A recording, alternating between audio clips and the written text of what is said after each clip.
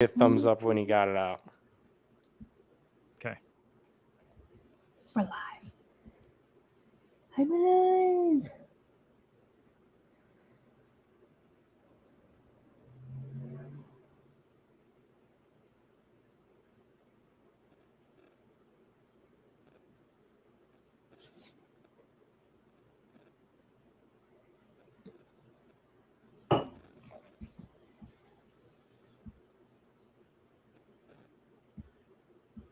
Still sponsored by Shaq News, right? Yeah. We never.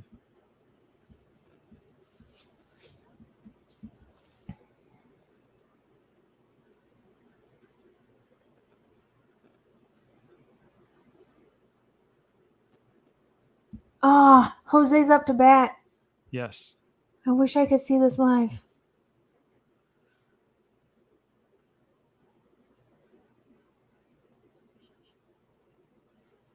The tweet that just came across my phone right now says, "Yikes, Jose." Uh-oh. No, don't say that. R.I.P. my guy should have hit lefty. No, this is terrible. Oh, no.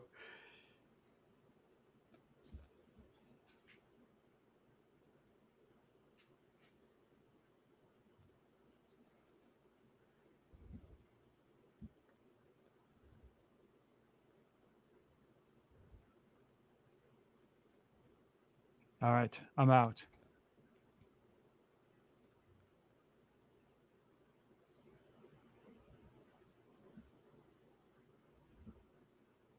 All righty, Chris. Go for it. The Big Play Reflog Show is brought to you by ShaqNews.com. If you're in the market for new video games, make sure to check out Shaq News before you buy. They have detailed reviews of all the top games, like this week's featured articles breaking down the all-new Escape Academy and Frozenheim games. And Shaq News does more than just reviews with the latest news, guides, and walkthroughs. And their interactive Shaq News context that allows you to join in on all the conversations. So if you're a gamer, Shaq News is the site for you. Check them out on Twitter, Facebook, YouTube, and Twitch at the handle @CheckNews and @CheckNews.com. It's time! Streaming live from Cleveland, Ohio! Presenting the undefeated, undisputed heavyweight podcast of the world! The Big Play Reflog Show! Okay, do you need medical attention? Yeah. What is wrong? I don't know. I know damn well. Attack by Chuck. To the 10. He's still running to the 5. He dips out back. Touchdown. Swing on drive. To deep left. Away. Back to goal.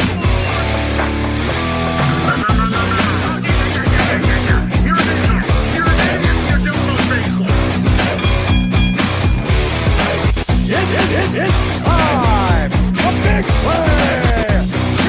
Reflog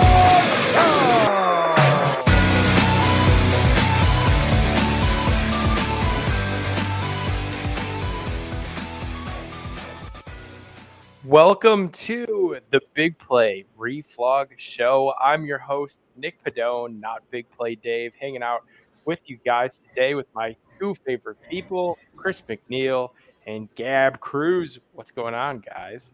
Happy Home Run Derby here, Nick and Gab.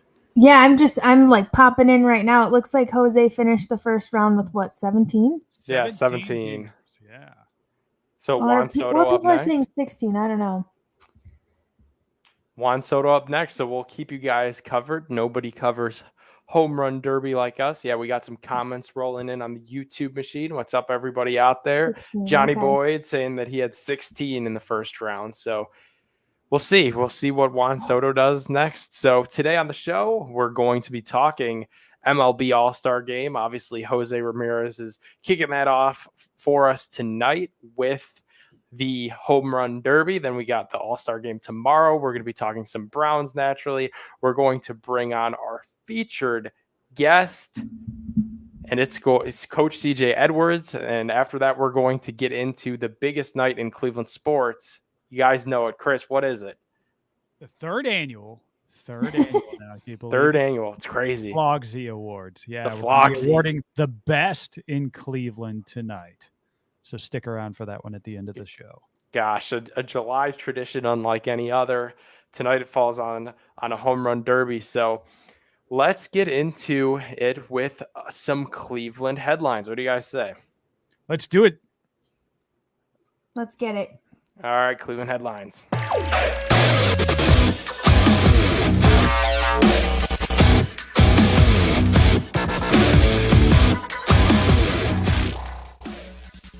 Cleveland headlines brought to you by our good friends at TSE Cleveland. Every week, TSE helps us give away exclusive signed Browns memorabilia. You can check them out on Twitter at TSE Cleveland or on their website, tsecleveland.com.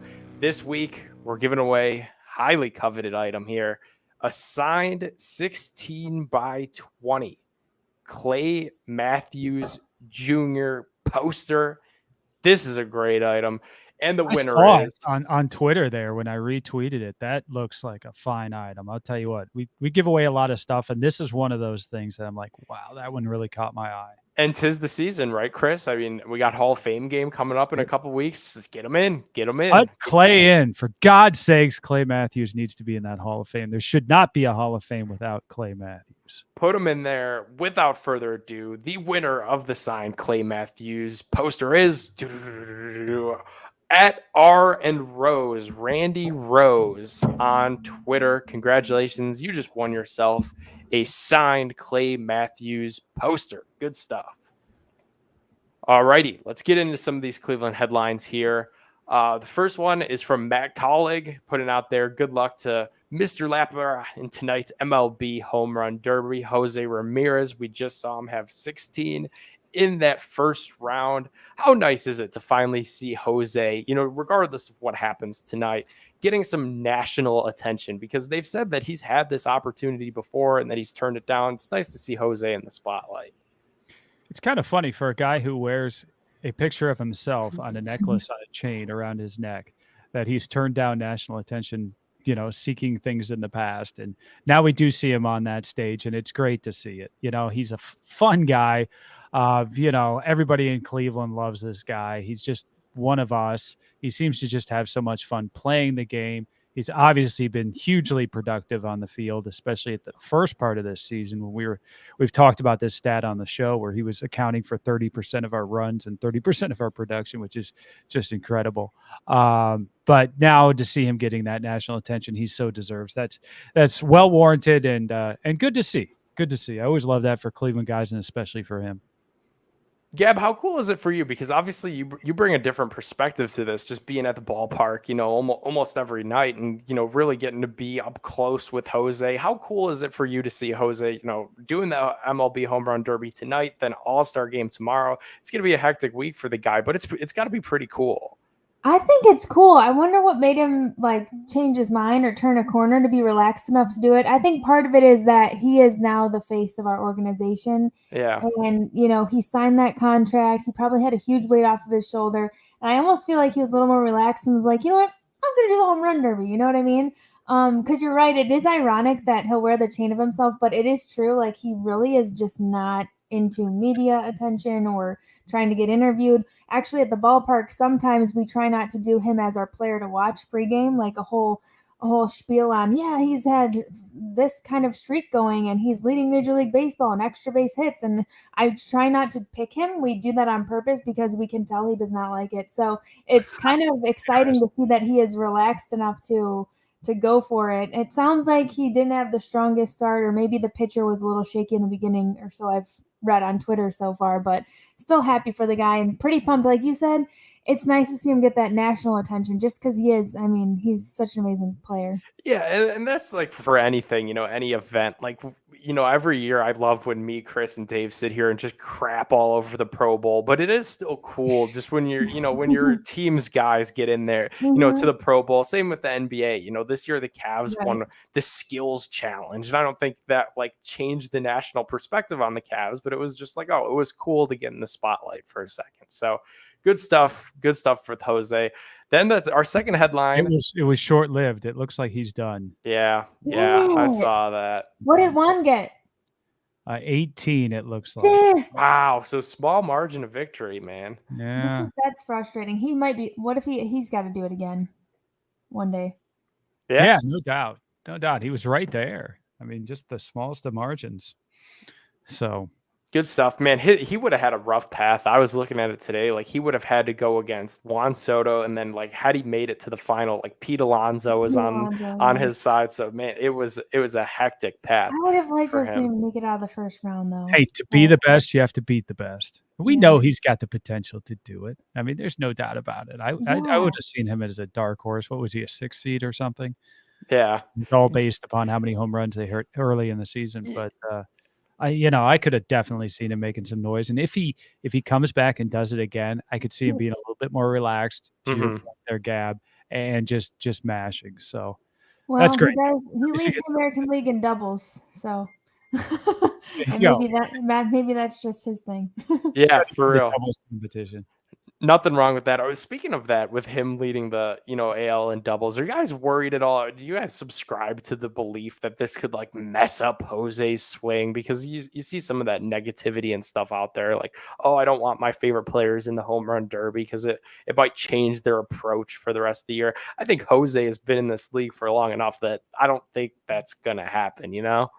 I love to tell a story. By contrast, you had a guy like Albert Bell. Albert would talk about coming to I think he only participated in one. Maybe he participated in more than that. But he had a famous kind of duel back in, I think it was 95 in Arlington. But he said that actually helped his swing, get his home run groove, and really set him up for the second half of the season. So I would hope that maybe something like that would happen for Jose. But like you said, you think they swing the bat enough during the course of the year that something like this wouldn't screw up. I kind of relate it to golf, right? A hacker like me, if I go out and I play in an outing where you're just, a scramble, you're just trying to swing as hard as you can, it's going to mess up my swing. But if I was a professional playing in a pro-am, that's just something you kind of do on a day in, day out basis. So you're kind of used to it. So I think Jose is going to be all right either way. The only thing I was worried about was his thumb. But then after I saw him hit some homers against Detroit to close out that series, I was like, I think he's fine. Man, that was awesome. The whole Detroit series was awesome, but especially Jose kind of getting warmed up for tonight's derby. That was a lot of fun. All right, let's move on to tomorrow. So MLB All-Star Game, as it should have been all along, Andreas Jimenez is now going to be the starting second baseman. He is going to be in for Jose Altuve. Does this get you guys any more interested in tomorrow's All-Star Game? Oh, yeah. I'm pretty psyched to see Jimenez. Also, I didn't realize he was so young. Like, they were saying the youngest since Roberto Alomar, 92, youngest player. Wow, yeah. And then youngest Cleveland player since Bob Feller, 1941. So, I mean, that's pretty wild. I guess Bob Feller was like 22 and change, and Jimenez is 23 and change. So, I mean, that was kind of a cool page of history to read in the game notes. And he really has been such a silent assassin all season. And now I think he's obviously making noise, but think about where he was last year, AAA, trying to reinvent his swing. And now this dude is starting in the All-Star game. It's pretty cool. Chris, is it any sweeter for you knowing that he is in there for Jose Altuve of all people? Cheater. Yeah, it is a little bit sweeter, right? Anytime you see that, kind of a little troll almost. That's fantastic. And I'll echo what Gab was saying there. It's great. We've got a bunch of young players on this team, and we've got some of those guys breaking through like him and getting some national exposure, even really early on in his career. And that's nice to see. That's really nice to see. And hopefully, this goodwill kind of extends into the second half of the season for some of these guys. You mentioned Jose and you mentioned him, that they could kind of bring that back to the clubhouse and keep some momentum for this Guardians team, that I think really has a good shot at some playoff aspirations here. And that's going to be fun for us. Something we didn't expect going into the season. We've talked about it before, and something I'm going to be looking forward to coming into the fall. Definitely. MLB Draft. You guys catch up with any of this at all? I saw or we got no? an outfielder from, I forget what school. From James Madison University. So this is actually the 5th time since 2011 that the Guardians have selected an outfielder with their first draft pick. The other 4 were Bradley Zimmer, Tyler Naquin, Clint Frazier, and Will Benson. Okay. Does that list inspire you hope in any of you guys at We had all? high hopes for all those guys. Yeah. High hopes. Once again, here we are with high hopes. We need to get something going on in that outfield. Let me tell you. Yeah. Nice to have an all-star starter from the outfield. That would be kind of cool. So let's see if this guy can break through and make that happen. I am not holding my breath, but let's go, right? Right? The good old MLB draft, dude. The good is the old one. MLB draft. This is the one. This is the diamond in the rough, I suppose. This is the Nick Chubb. All right, 4th headline this week. We got to give a shout out. You guys saw it on Twitter. When you get a shout out from Magic Johnson on Twitter, I think that's when you know that you've made it. You've done something with yourself. And the gold medal didn't warrant that. But shout out to Katie Najat, friend of show. Magic Johnson put the tweet out there, as well as Sandy Morris, winning gold and silver in yesterday's women's pole vault championship. So huge shout out to Katie. That's good stuff, man. Keep putting Cleveland on the map. 15 feet, 11 inches. Pretty solid. That's high up there. That's my analysis of that. That's too high for me. All righty, good stuff. What do you guys say that we talk some college football? We keep the conversation alive. We keep going Cleveland sports. Let's bring in our special guest. No, wait a second. All right. I know we're a little late here, but we have to at least mention the British Open that just concluded yesterday. Oh, is it the British Open, or are we calling it the Open Championship? Open Championship. Yeah, those I snobs. still call it the British Open. I don't care what the Euros want me to call it. I'm going to call it the British Open. It's the Open Championship. Did you happen to watch any of it? Did either of you? I didn't, but I was following along, Chris, for betting purposes. So I did see that Rory as well as Victor had a big lead going on there. And what happened? Cam Smith kind of come out of the woodwork? He did. He earned it. That's what happened. I mean, a lot of people want to say that Rory kind of pissed it away, but that wasn't the case. In my opinion, Cameron Smith just took the claret jug with his flowing locks in the back. I mean, just a fantastic look, mustache, swashbuckling. He took the claret jug. It was fun to watch. It really was. You know, you got an Aussie winning it once again. You know, Norman's won it in the past, so they have a little bit of history there. And then, of course, you know, with the mullets, you had Norman had a mullet at the time, and then John Daly with a famous mullet. So you'd like to see that kind of tradition in our majors. But just hours after he wins the British Open, he goes and joins the Live Tour. I saw that. And that's part of the reason I was rooting so hard for Rory, is that Rory has not, for anybody who's not been following this, Rory has not gone over to the dark side and gone to the Live Tour. So I was pushing hard for him. I would have loved to seen him do it at St. Andrews, the 150th British Open. Did not happen. I was really excited for Cameron, but you know, because he seems like such a humble guy. He was just almost crying up there. He really, you know, that the moment was big for him. And then, you know, just hours later, he goes and joins the Live Tour and is now on the dark side. So I can no longer root for him. Chris, you see what Charles Barkley said about the Live Tour? No, what did Barkley say? He said he would kill a member of his family for $200 million. So he understands why these guys are all jumping ship. And now the Live Tour is in talks with Charles Barkley about trying to, seriously, trying to get something going. Oh, that's hilarious. Yeah, I mean, hey, if the Live Tour comes to me for $50 million, I'm jumping. But the PGA Tour isn't missing me either. Definitely. Good stuff there. All right, we're getting into our featured guest this week. We got Coach coming on. Without further ado, let's do it. Here is our featured interview this week.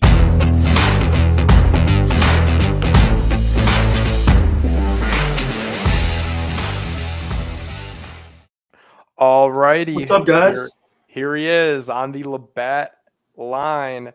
We have Mount Union football coach CJ Edwards. What's going on, man? What's up, guys? How are you? What's going on? So I want to address this right away. Who are you wearing today? I'm wearing Johnny Manziel that was changed into a Denzel Ward. Nice. Look at that. That's fantastic. That's Listen, fantastic. Love that energy, bringing it to the show here. Listen, my fiance told me I wasn't allowed to wear it, and I said I have to. I have to. This is a Cleveland show. That's right. Yeah, and then right off rip, we got a little rivalry going on with Mount Union versus JCU. Gab up here in the top right corner. Oh, gosh. Yeah. Streaks sorry. along. Mount Union is a tough one for us. I'm so sorry that you had to graduate at JCU. Purple pansies, whatever. Oh, here we go. That's okay. what I was looking for. That's what I was looking for. I mean, we don't typically like to wear our polos and our button ups, so we'll leave that to you guys down there at JCU. All righty. I'm gonna break this up. You guys with your douchey Instagram posts. Okay. All right. That's it. We're not having a lawyer episode 2.0. I will say, I'll give credit because I actually grew up right outside of JCU. There's the Ben and Jerry's right there on the corner of Carroll Boulevard. Yeah. And I grew up in that house right on the corner. So I grew up a John Carroll fan, but I was recruited heavy to wrestle at Mount. So that's where I ended up. What a small world. Look at that. Listen, JCU, we might not have as many trophies as you in football, but there is a crap ton of JCU guys in the NFL coaching right now, and that's pretty cool. That is true. That's very true. So speaking of coaching, that's what brings us here today. CJ, how did you go from being an elementary school special ed teacher now to college football coach? Talk to us a little bit about that career path and that journey. So I started out coaching middle school football when I was in college. I graduated from high school and ended up going to Mount to wrestle. And I quickly realized that I wanted to be a coach. I wanted to teach the game of football. I wanted to kind of help the athletes develop, especially since, I'm 5'8", 150 pounds, 160 pounds. Hey, I wasn't going anywhere. Me too. Nothing wrong with that. I wasn't going anywhere to play football, but I took a deep dive into becoming a coach, and I started at the middle school level. I actually was a senior in college at Mount, and I sent a 3-page LinkedIn in-mail message to Andrew Hawkins. Wow. Trying to somehow get into the coaching ranks. Didn't work out then, but I moved down to Florida. Actually met my fiance on Tinder in Florida.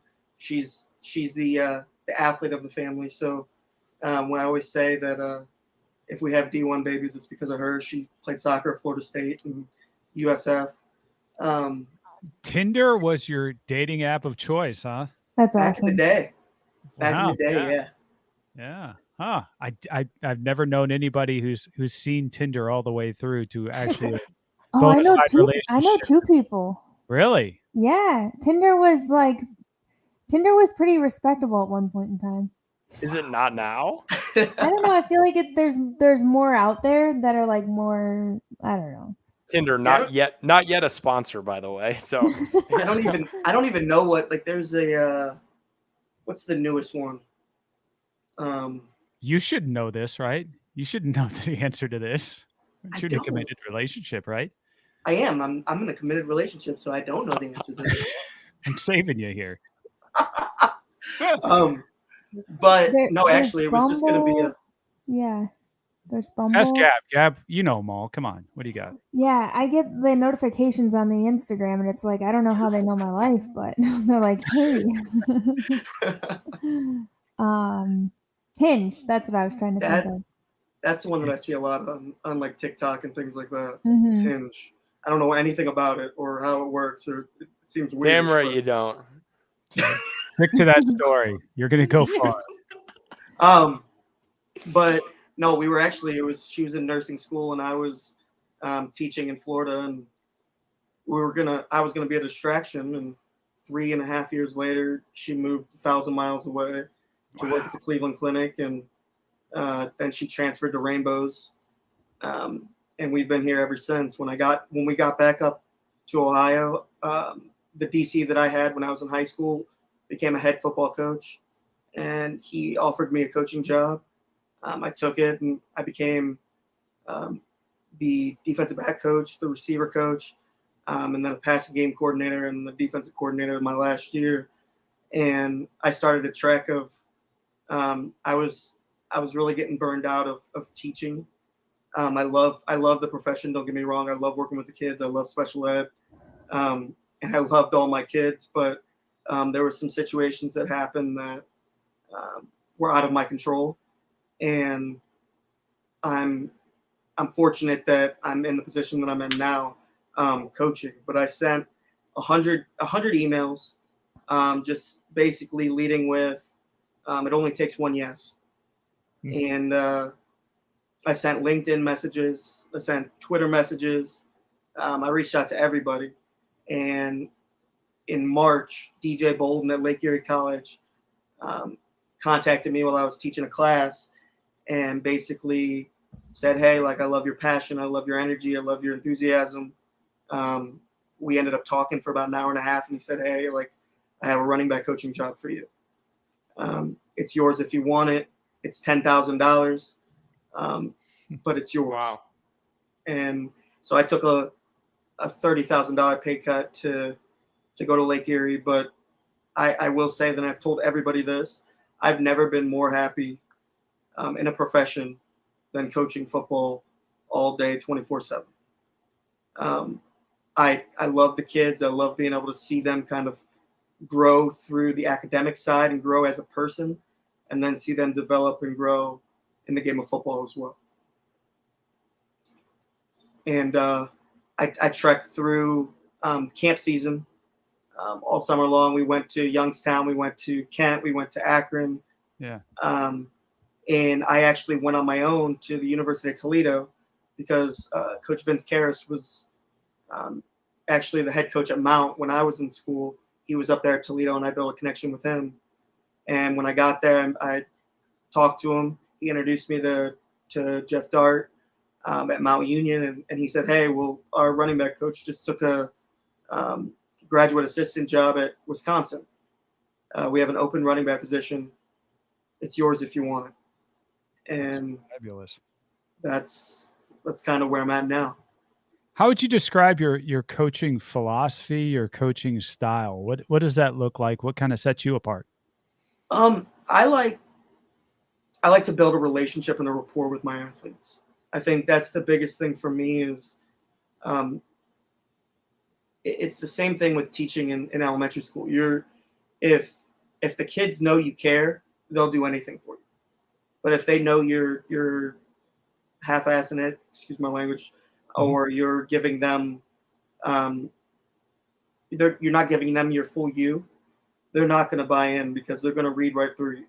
So making the valiant effort to develop that rapport first and then build on that to see success in football. I think at Lake Erie, when I was there in the spring, we had an athlete when I came in there. I love telling the story. We had an athlete that he's an FCS type back. He had a 2.0. He was ineligible. But it wasn't because he wasn't intelligent. It wasn't because he didn't understand it. It was just because he didn't have anybody to kick him in the butt. And he logged into his Lake Erie mail on my computer, and he gave me the approval to check his grades daily, and we went through study tables. We did everything we needed to do off the football field. And now in May, he actually finished the semester with a 3.0 and is going to be eligible for the fall. So just to see his progress outside of football, and excited to see, I mean, this kid could be special. And the only reason that he really didn't get that opportunity was because nobody really gave him that kick in the butt. He's from Philadelphia. So to have that and to be able to kind of go into this fall season eligible and to make a name for himself. I'm excited to see him from afar. So now you come to Mountain Union that's got a rich history, a lot of success and well-documented success over the years, a fantastic program. It's a little different than John Carroll. So how have you thought about how you make your mark on a program like that? Are you intimidated at all coming into a program like that? Or do you approach it any differently than what you would maybe another coaching assignment? No, I'm actually, I'm excited. I have a chip on my shoulder because of the fact that I know my fiance is listening in the other room, and she tells me not to tell this story, but I was 5'8", like I said, 5'8", 160 pounds, 150 pounds. I doubted myself coming out of college. I had a partial scholarship offer to Hope College. I could have walked on to Mount. I could have played at a couple different other places, but I thought, I'm a strong safety and I'm 5'8". Some of these guys that I'm going to the University of Michigan camp with or Ohio State with are 6'1", 6'2", 205. So doubting myself and going in the wrestling path, it's put that chip on my shoulder to say, you know what, I want to go back to Mount and I want to be successful. I want to help develop these kids. I've done a lot of research over the summer. I've watched clinic tape after clinic tape. I actually went up and I drove about an hour and a half to Ohio State's camp and observed Coach Tony Alford and walked up to him, introduced myself to him.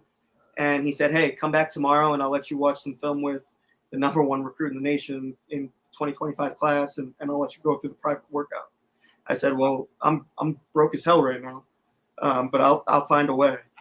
And the next day I found a way.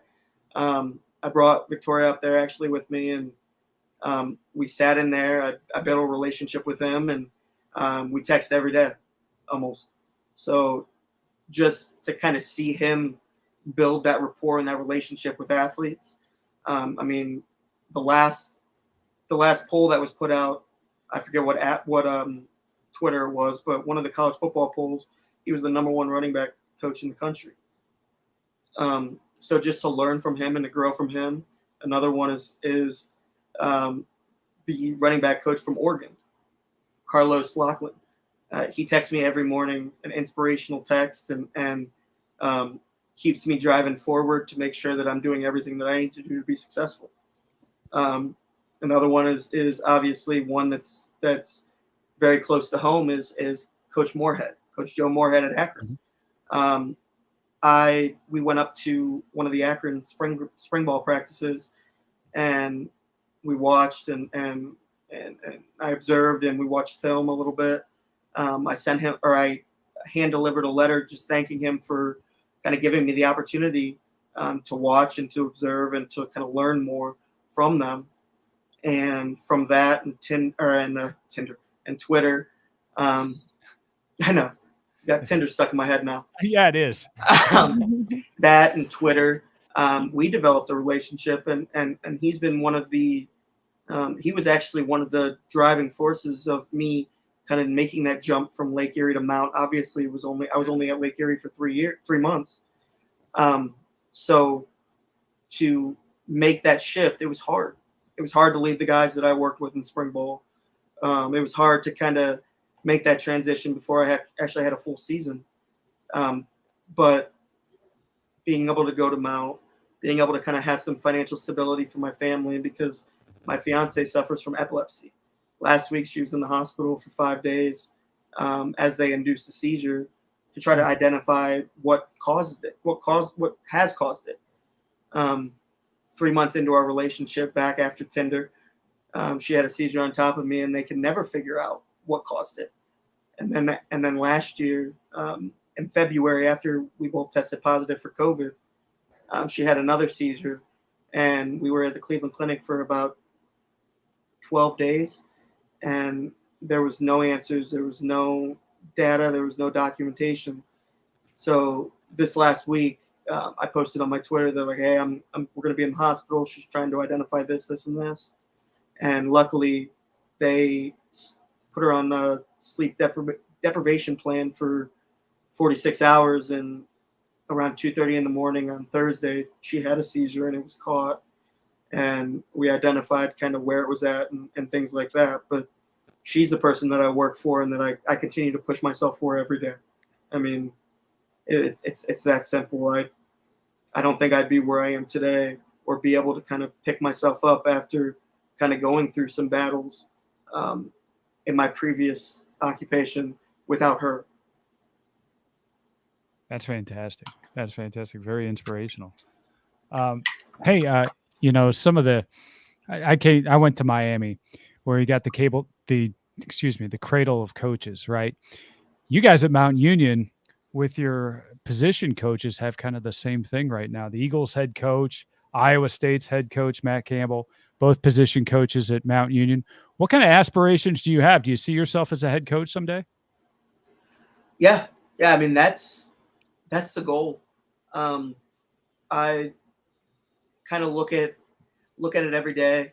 And I actually, when I wake up, that's the saying that I say to myself is I want to be a Division I head coach someday.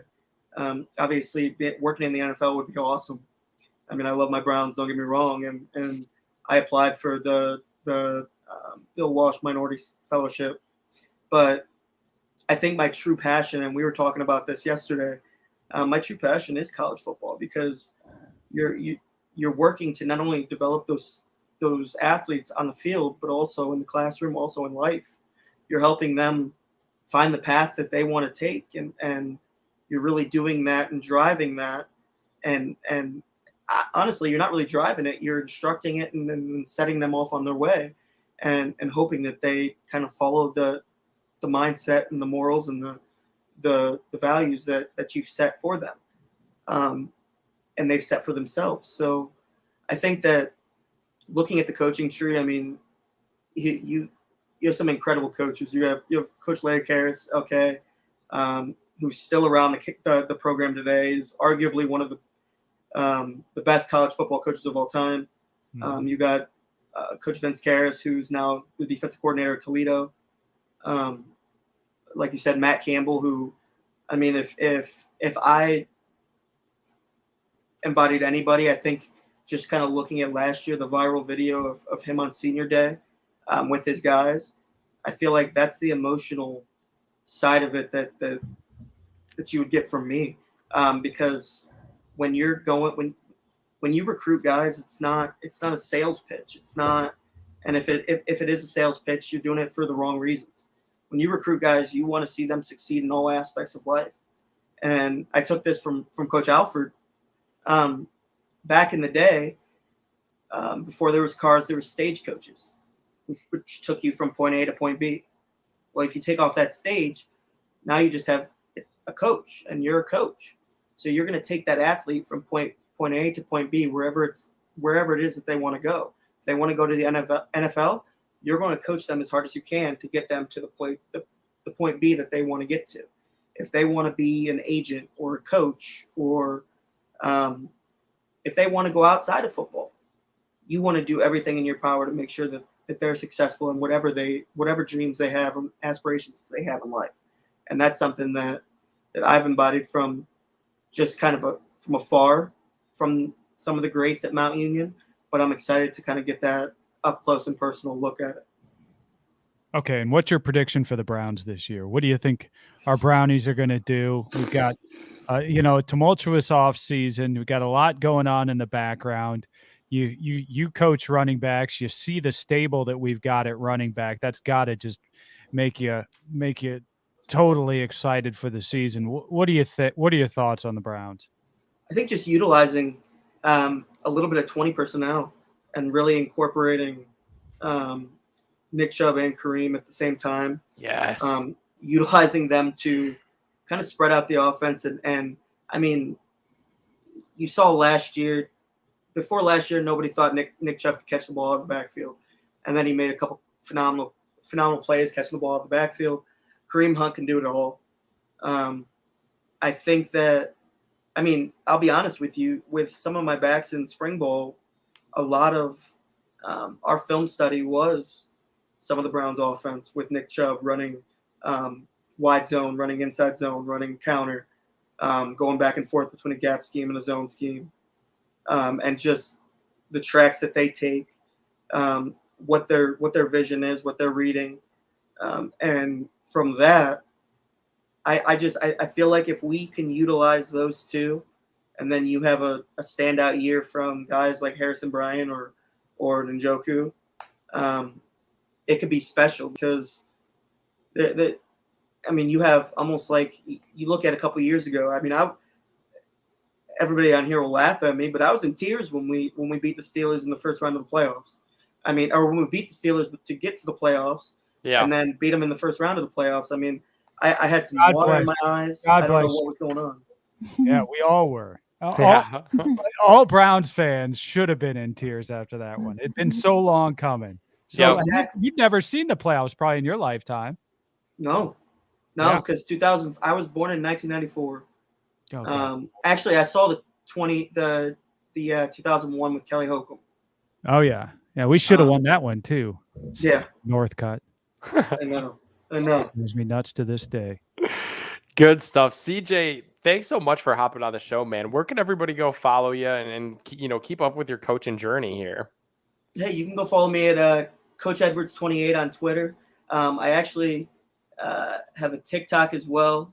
Awesome. Don't go putting that out too far because I do have a handful of followers and I don't want any of my players to find me. But I'm kidding. It's CJ Edward or CJ Ed 28.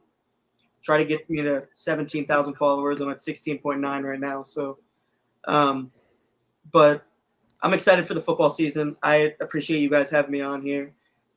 It was fun. It's exciting. I've been a fan of the show for a long time, and I hope I get to come back on here again soon.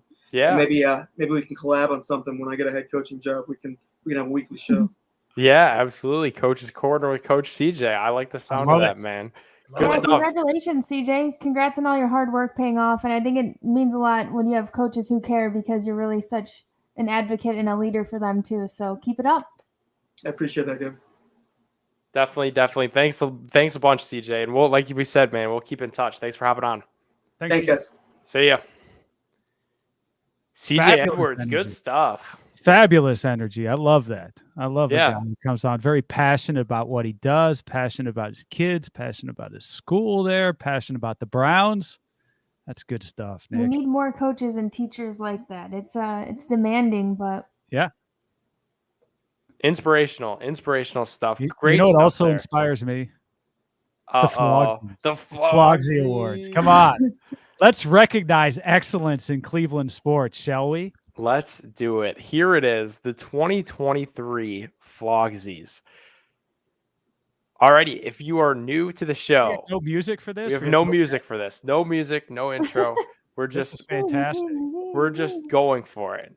If you're new to this show, the Flogsies is the most prestigious regional live online sports award show in Cleveland, and it is back. The listeners voted on all 6 categories that we laid out for you guys last week. We're going to announce the winners live right here, right now. Here we go. There you go. Who keeps you cheering? That's what we need. Year after The official now Flogsy music. Who's got the heart? The best is all right here. The Flogsies. All right, Chris, you want to do the honors of the first Flogsies Award? Okay, and these are voted on via Twitter. So you, the listener, you had a chance to vote each of these categories for who you felt was deserving of each of these Flogsy Awards. So our first category was Cleveland Athlete of the Year. Cleveland Athlete of the Year. We had 4 candidates. 1, the Nick Chubb we were just talking about. Nick Chubb. Myles Garrett, number 2. Jose Ramirez, who we just saw at the Home Run Derby, unfortunately with a quick exit. And then Darius Garland, who had kind of a breakout season, in my opinion. He took it to the next level this year.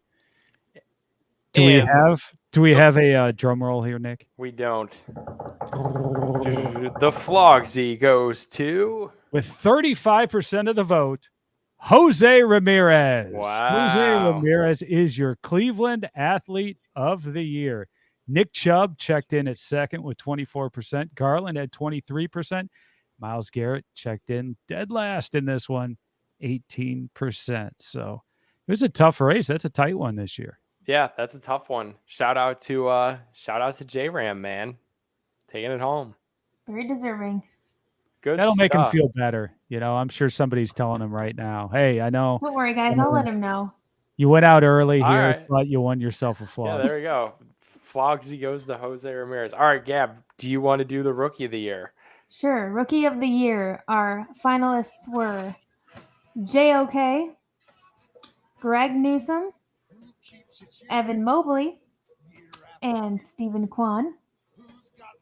Let's see here. So the Flogsy Rookie of the Year goes to, wow, with a whopping 67% of the vote, Evan Mobley.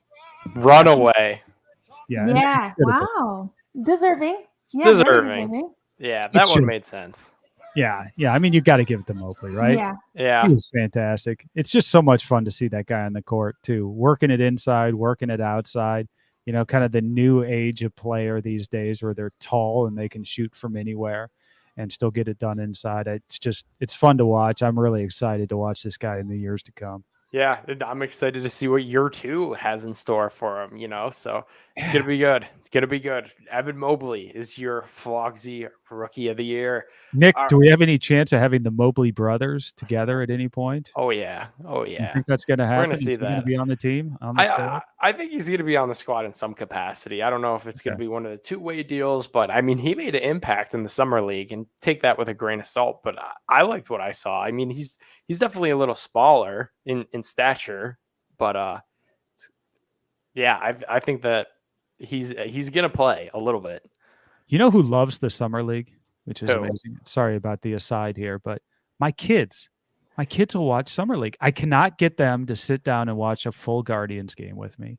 I can't get them to even watch a full Browns game with me, but they'll sit there and they'll watch NBA summer league. It's basketball, man. It's the Amazing. new age, Chris. New age. I get it. I know what the kids are watching these days. It's amazing. It blows my mind. I would never, ever sit down and watch a summer league game. I'm sorry. I mean, I love the Cavs and everything else, but I just cannot get into that mindset. Kids these days, though, they love it. They love it. They love the NBA. It's growing fast. All right. Number 3, Chris, hit the music. We're talking baseball. We're talking Flogsies. Best single game performance from an individual athlete. The nominations were Myles Garrett with 4.5 sacks versus Justin Fields and those Chicago Bears. Darius Garland's 41 point, 13 assists, 5 rebound performance versus his hometown Indiana Pacers. Josh Naylor, the Josh Naylor game, the 8 RBI versus the White Sox. And By the way, Johnson. that should have been the winner, but I was just about to interject and be like, I mean, he got robbed here for you guys just Kanye'd it. And then yeah, we did. the final nomination, Darius Johnson, 146 yards and a touchdown versus Denver with Chubb, Hunt, Baker, all sideline. The Flogsy goes to Darius Johnson with Unbelievable. 35% of the vote. Garrett had 28, Naylor had 24. That Darius game, man, that had my vote. I was glad to see that one come away with it. nobody giving any love to Darius Garland. Yeah. I mean, that was Darius cool. was so good all year long. It's tough to pick out, a regular season game too. All righty, the next category, Chris, take it away. Our fourth category tonight. Let me pull back up my music. Here, let's go with this. We're going for Game of the Year. Game of the Year. We've got We've got 4 candidates. Candidate number 1, Browns at Cincinnati. Browns win 41-16. Crowd chanting Baker's name on the road. That's the one where you'll recall Denzel had the 99-yard pickoff and return that we thought at the time was going to totally turn around the season. It did for a while. Second candidate, the Guardians come back against Minnesota. 11-10, we ended up winning that ball game, scored 4 runs in the ninth to come back in that game. And the Cavs comeback win over the Pacers. They trailed by 20. I remember this game, 20 in the second quarter. Came back to win that one. It was one of the OG Cavalanche games. That was incredible. The Flogsy for Game of the Year goes to the Browns' 41-16 road win against the Bengals with 69% of the vote. That was a big game, Nick, especially for, against a team that would later go on to the Super Bowl. And we saw what Joe Burrow did to be able to have their number there. That was big. And in that week too, that was the Odell dad breakdown week and everything like that. That was a big game for sure. On the road. I think that's fantastic. So I agree with the crowd on this one. All righty. Our fifth category, the breakout performer of the year. Gab, take it away. Oh, I already read the answer and I'm also surprised. All right, breakout performer of the year, Darius Garland. He averaged 21.7 points a game, 8.6. What was this? Assists per game. 8.6 assists per game in 2022. What's that below it? 17.4 points per game and 6.1. Yeah, his 2021 numbers were 17.4. Oh, okay. So 6.1. Showing his improvement. I see what we did there. Yeah. All right. Class A, Emmanuel Class A already has 19 saves halfway through the season. He had 24 saves all of last year, so he's really rolling. Jeez. Yeah. Andreas Jimenez, we talked about him earlier, batting .299, 9 home runs, 40 RBIs, and obviously his all-star selection and starter role. And the breakout player of the year, Flogsy, goes to Darius Garland with 67% of the vote. So that was a standout. Yeah, we have a lot of NBA fans here. Yeah, I was going to say that's a lot of that has to do with the popularity of the NBA over MLB. It's got to be the popularity of the NBA, because not to take away from Darius Garland, but I mean, we've got some serious talent that has exploded from Class A and Jimenez also. Yeah, I bought votes on that one, so that's why Darius Garland won. I was gonna say, they're all deserving, but they're all deserving. Jimenez coming out of nowhere. I think Darius Garland we knew was on a certain track. We weren't so sure about Andreas Jimenez or even Class A. Well, that's why I think that it's more of a breakout. Like Jimenez just came shot out of nowhere, and I almost think it's because people are still so unfamiliar that they just maybe didn't even vote on it because they don't even know about the guy yet. I agree. We'll see what happens next year with the Flogsies. All right, the last Flogsy category before we get you guys out of here on a Monday. The boneheaded move of the year. This is my favorite category. Oh, I forgot about this one. Favorite category year in and year out. I have a feeling I know which way this is going to go. Yeah. Here are the nominations. Kevin Stefanski letting Baker play hurt all season. Jadeveon Clowney getting flagged for throwing a shoe versus Pittsburgh. Can you stop for a second on that? We haven't talked nearly enough about that. Once again, he threw a shoe. And it's just like, that happened. You know, in the pantheon of Cleveland things that happen, it doesn't even make the list, but it's just still amazing that happened in the middle of an NFL game. Wow. Bizarre. Baker trying to tackle Texans defensive back Justin Reed after his interception, which led to the torn labrum, and JB Bickerstaff only playing Kevin Love 10 minutes in the playoff game. The Flogsy for the boneheaded move of the year goes to Kevin Stefanski with 45% of the votes for letting Baker play with that injured shoulder. Your runner-up was Baker, a close second with 37% of the votes for trying to make the tackle in the first place. Yeah, that's your Flogsies. It's going to be Browns heavy, you know, especially with boneheaded stuff. Boneheaded, yeah. I think bonehead of the year every year for the last 3 years has all been Browns related. Yeah. So it's nice to see some diversity in here. Good stuff. That's the Flogsies. We don't have any Guardians in there. That's nice. I was just trying to think to myself, what were some boneheaded Guardians plays? Well, I'll tell you something that probably should get a little bit of run is when we introduced the Guardians name and they changed and did all the new branding and everything. And at the team shop, they put a new sign and the sign immediately fell down. Whoever decided to anchor that into the wall. And, you know, I'm in construction, so I know the way anchors work. They didn't really anchor it to anything. There was no structural steel behind that. That, to me, whoever the construction folks were on that job, that's a boneheaded move. Okay, so the construction person was the bonehead. Right. Or the maintenance person, maybe they went on the cheap and they just had somebody internal put that up, and it probably should have been a professional job. Who knows? But the sign falling, that was not a very good look for our new branded Guardians.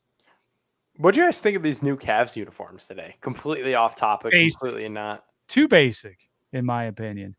And they were already revealed, if you notice that, because they had already sent out some pictures of Myles Garrett the other day when he visited camp, and he was wearing the new jerseys. So, Well, that one was a little, the numbers were different. I don't know. It was pretty much the same thing. It had Pretty the much, yeah. logo.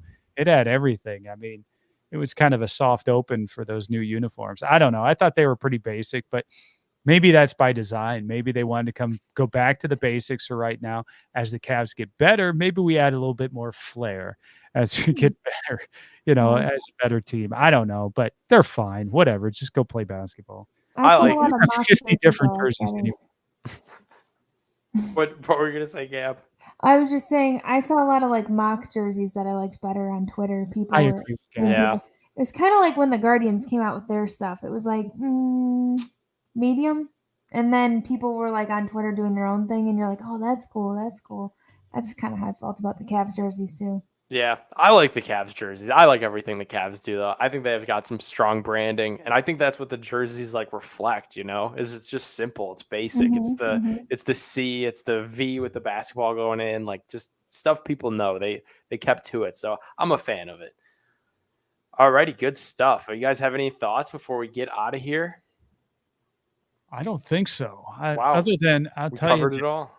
yeah, I'm I excited do. about the second half of baseball starting up, and I never thought that I'd be saying this at this point in the season. So, go Guardians! Still Let's in it. come out of the gate. We're gonna have what? How many double headers have we had? And of course, the last game Zillion. going into the All-Star break I gets can- canceled and gets moved into a doubleheader later on. This team is amazing. Just the resiliency we're going to have going through things like this, and having Tito kind of navigate the ship with his pitching staff as the schedule evolves for us. But hopefully that part of it gets relieved a little bit. And we were able to kind of come out of it with normal games. But I'm excited about the second half of this season, and hopefully the Guards can give us something to cheer about. Speaking of guards, I was just going to ask you guys, Josh Naylor's 8 RBI game versus the White Sox. First Yes. of all, wasn't that also in extras? Because we were all staying up really late to watch it. Yes, I believe so. He And then tied second it of and all, then won it. He tied it in regular and then there won it in hadn't- extras. wasn't one of these, wasn't there a grand slam? Was there 2 grand slams, or am I making that up? He had a grand slam, and then maybe he had a home run, maybe? Maybe. In any case, what I swear, I just feel like I'm still stuck on how got that robbed. didn't become the single. It Oh was my just God. unreal. It was like he went off. He was in a zone, like he was in an athlete zone that you don't see very often, and it was wild, especially for a game of failure like baseball. That was just my ending thought.